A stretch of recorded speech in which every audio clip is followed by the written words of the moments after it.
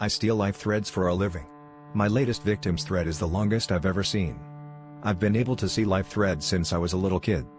I always saw them as stardust, long, entangled threads trailing after strangers on the street.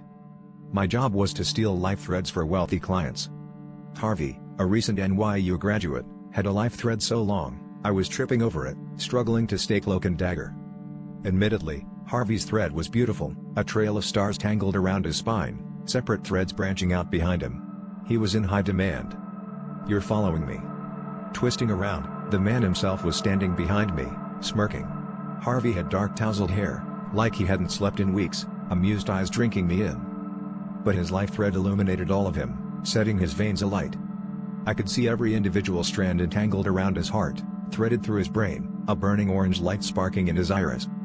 I found my voice, my gaze glued to stray pieces of thread wrapped around his ankles.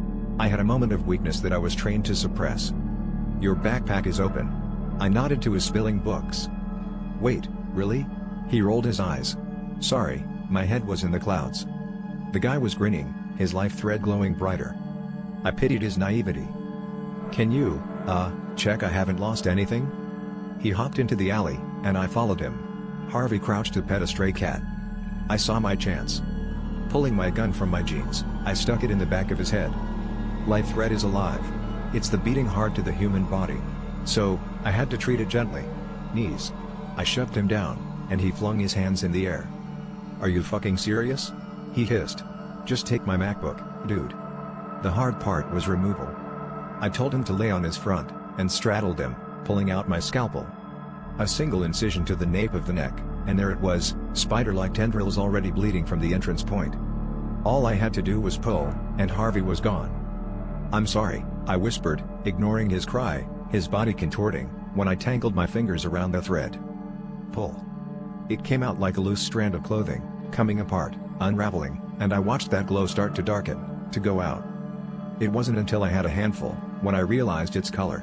In the veins, it looked like stardust. But this, whatever this was rotting, dark, and wrong, threads tangled and tied together. I could hear soft individual screams, cries for death hanging onto each one. Suddenly, I was being slammed against the wall, cool breath ticking my cheeks.